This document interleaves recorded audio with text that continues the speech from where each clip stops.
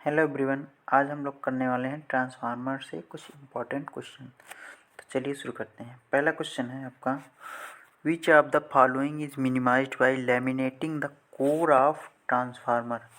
Question में कह रहा है जो ट्रांसफार्मर की कोर होती है उसको क्यों लैमिनेट किया जाता है। तो ट्रांसफार्मर की जो कोर होती है उसको ईडी करंट लॉसेस को रिड्यूस करने के लिए उसको मिनिमाइज़ किया जाता है, लैमिनेट किया जाता है। ईडी करंट लॉस क्या होता है आपका? ईडी करंट लॉस जो फार्मूला होता है P is equal to B beta max का square F square T square V into V. यहाँ पे स्क्वायर नहीं होता है, वी होता है। तो जो यहाँ पे क्या है, ये बी मैक्स क्या है आपका? फ्लक्स डेंसिटी है। एफ क्या है? मैग्नेटिक रिवल्सल है। टी क्या है? थिकनेस है, जो लैमिनेशन होती है उसकी थिकनेस है।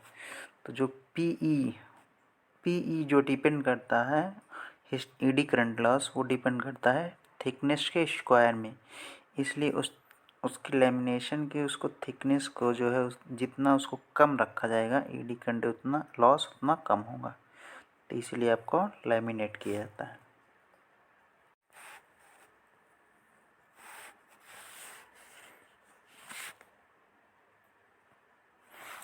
अगला क्वेश्चन है question number 2, the function of breather in transformer is. Transformer में जो ब्रीदर होता है वो उसका क्या कार्य होता है? ब्रीदर जो ट्रांसफार्मर में होता है वो बेसिकली जैसे जब ट्रांसफार्मर हीट होता है तो उसका ऑयल जो है एक्सपेंड होता है। ट्रांसफार्मर का ऑयल एक्सपेंड होकर बाहर जाता है कंजर्वेटर में। जब ट्रांसफार्मर फिर से ठंडा होता है वापस से कूल होता है तो ऑयल जो होता है वापस से अंदर आता है। इससे क्या होता है कि बाहर जो इन्वायरमेंट की जो एयर है वो भी उसके अंदर जाती है। तो होता क्या है, इन्वायरमेंट की जो एयर होती है उसमें मॉइस्चर कंटेंट होता है। तो उस एयर को यहाँ पे ट्रांसफार्मर का एक ब्रीदर लगा होता है जिसमें सिलिका जेल भरी होती है, नीले कलर की सिलिका जेल भरी होती है। तो सिलिका जेल क्या होती है, वो उस जो मॉइस्चर कंटेंट होता है उसको अब्जॉर्व कर लेती है। तो ब्रीदर क्या फंक्शन होता है? To arrest the flow of moisture when outside air enters in the transformer. एक क्वेश्चन और यहाँ पे बनता है, जो सिलिका जेल का जो कलर होता है मॉइस्चर को सोखने के बाद जो है सिलिका जेल का कलर पिंक हो जाता है। ओके, अगला क्वेश्चन है question number 3, iron loss in the transformer occurs in. Transformer में जो आयरन लॉस होती है वो किस में होती है? आयरन लॉस क्या होता है? ट्रांसफार्मर का जो आयरन लॉस होता है वो दो चीज़ से मिलकर बना होता है। एक होता है हिस्टेरिसिस लॉस, एक होता है eddy current loss, PH and P. Hysteresis loss जो होता है वो के एच बीटा बी की power 1.6 into F into V. यहाँ पे बी क्या है? फ्लक्स डेंसिटी है। एफ क्या है? फ्रीक्वेंसी है। वी क्या है? उसका वॉल्यूम है, कोर का वॉल्यूम भी है। और पीई जो होता है वो ईडी करंट लॉस, वो के ई बी मैक्स का square F square into V square.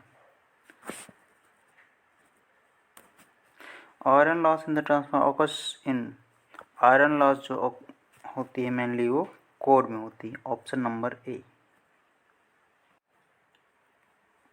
Next question है आपका, under no load condition which of the following loss is negligible.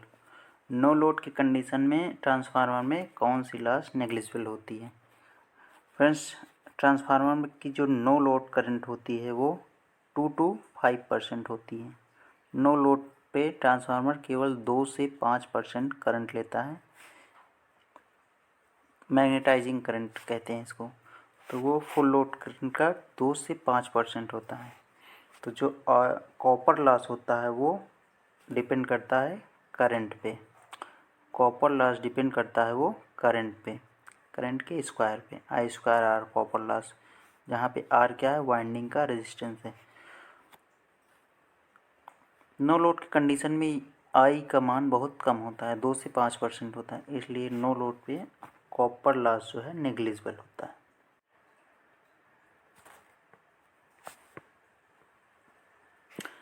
Next question है question number 5, open circuit test of transformer gives. Transformer का जो open circuit है test है वो क्या क्या डाटा प्रोवाइड करता है।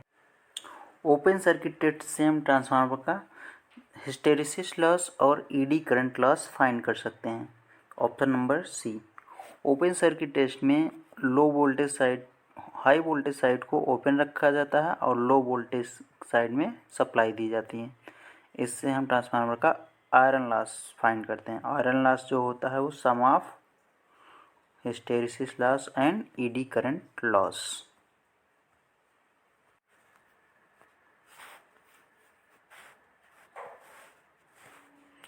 नेक्स्ट क्वेश्चन है question number 6, copper loss in a transformer occur in. Copper loss transformer कहाँ पे होता है? कॉपर लॉस जो होता है ट्रांसफार्मर में आई स्क्वायर आर लॉस इसको कहते हैं। आई स्क्वायर आर, आर क्या है, बाइंडिंग का रेजिस्टेंस, और आई क्या है, करंट। तो कॉपर लॉस किस में ऑकर होता है, वो वाइंडिंग में। नेक्स्ट क्वेश्चन है आपका, which test on transformer provide information about regulation efficiency and heating under load condition. Transformer में एक टेस्ट होता है सैंपनर टेस्ट, जिसको कहते हैं बैक टू बैक टेस्ट। दो ट्रांसफार्मर को आपस में एंटी पैरेलल में कनेक्ट किया जाता है सैंपनर टेस्ट में। वो इससे हम ट्रांसफार्मर की रेगुलेशन, एफिशिएंसी, हीटिंग को फाइंड कर सकते हैं। Option number B is right. Question number 8 है, for a transformer the condition for maximum efficiency. Maximum efficiency के लिए ट्रांसफार्मर की कंडीशन होती है, ट्रांसफार्मर का जो आयरन लॉस होता हो वो कॉपर लॉस के बराबर होता है। तो ऑप्शन नंबर इसमें क्या राइट हो जाएगा, option number C, copper loss is equal to iron loss.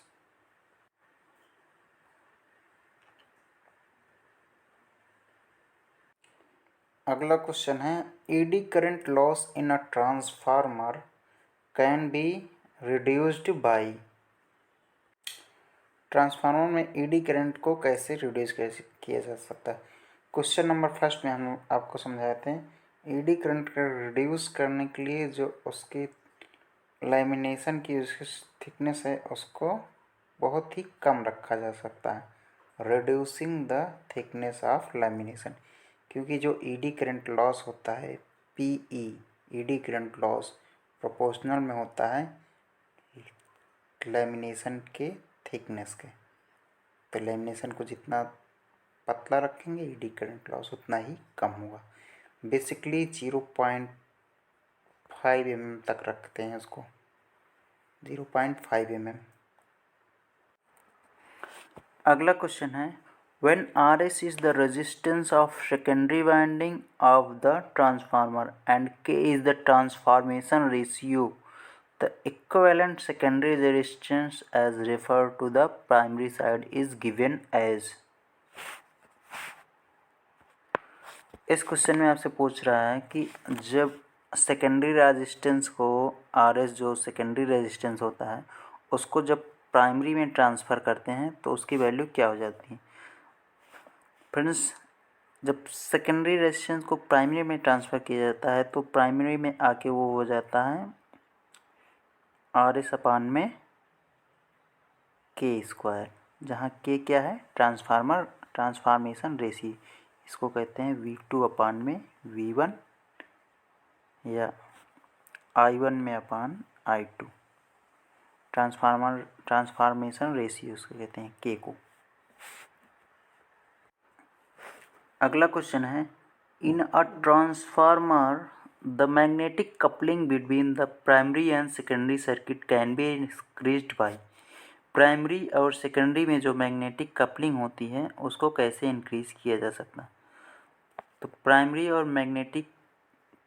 और सेकेंडरी के बीच में एक लो रिलक्टेंस की कोर लगाकर उसको मैग्नेटिक कपलिंग को इंक्रीज किया जा सकता है। Option number C, using the magnetic core of a low reluctance. अगला क्वेश्चन है, the basic function of a transformer is to change. Transformer का जो बेसिक फंक्शन होता है वो एक ट्रांसफार्मर को वोल्टेज की लेवल को चेंज करने के लिए, एक स्टेप अप और step down transformer. Next question है, the power factor in a transformer is always unity, always leading, is always lagging. Transformer का जो पावर फैक्टर होता है ऑलवेज लैगिंग होता है, क्योंकि ट्रांसफार्मर एक इंडक्टिव सर्किट होती है, इसमें बहुत सारी कॉइल्स इंडक्टिव कॉइल होती हैं, इसलिए इसका पावर फैक्टर हमेशा लीडिंग होता है, पावर फैक्टर लैगिंग होता है, सॉरी। अगला क्वेश्चन है question number 16, a transformer does not transform. Transformer क्या नहीं ट्रांसफर करता, पावर ट्रांसफ़र करता है, वोल्टेज करंट। ट्रांसफार्मर इम्पीडेंस को नहीं ट्रांसफ़र करता है। Option number D. Question number 17 है, the primary winding of a transformer is. Transformer की primary winding is always connected to supply mains. Question number 18 है, the secondary of a 1:10 step up transformer is connected to primary 1:5 step up transformer, the total transformation ratio will be. देखिए जैसे पहला transformer क्या है 1:10 का है और दूसरा क्या है 1:5 का है, तो यहाँ से दो रेशियो बराबर करने के लिए क्या करेंगे, इसमें 1 से गुणा करेंगे, इसमें 10 से गुणा करेंगे, तो यहाँ 1 से गुणा करेंगे इसमें तो उतना ही रहेगा, 1:10 ही रहेगा, और इसमें 10 से गुणा करेंगे दोनों तरफ तो ये क्या आ जाएगा 10, और ये 10 से गुणा करेंगे 10 बचे 50, तो फाइनल जो रेशियो बनेगा आपका 1:15, 1:15। Option number C. Question number 19 है, which of the following transformer will be smallest in size. Transformer की जो साइज होती है वो ट्रांसफार्मर की साइज प्रोपोर्शनल में होती है 1/फ्रीक्वेंसी के। ट्रांसफार्मर की फ्रीक्वेंसी जितनी हाई रहेगी उसका साइज उतना ही छोटा होगा। Option number D. Electronic circuit में आपने देखा होगा बहुत छोटे छोटे ट्रांसफार्मर रहते हैं, इस टाइप के, ऐसे गोले गोले ऐसे छोटे छोटे, मोबाइल के चार्जर वगैरह में आपने देखा होगा, वो हाई फ्रिक्वेंसी पे वर्क करते हैं, इसलिए देखिए उनका साइज जो होता है बहुत ही छोटा होता है। क्वेश्चन नंबर 20 है, the principle of operation of transformer is based on mutual induction. Faraday law of electromagnetic induction के आगे म्यूचुअल इंडक्शंस पे काम करता है। अगला क्वेश्चन है question number 21, a short circuit test on a transformer gives. Transformer का शॉर्ट सर्किट टेस्ट किया जाता है फुल लोड कॉपर लॉस को फाइंड करने के लिए। Copper losses at full load. Short circuit test में लो वोल्टेज साइड को शॉर्ट किया जाता है। लो वोल्टेज साइड को एक मोटे तार द्वारा, थिक वायर द्वारा इसको शॉर्ट किया जाता है और हाई वोल्टेज साइड में सप्लाई दी जाती है। फुल वोल्टेज का 10% तक सप्लाई दी जाती है।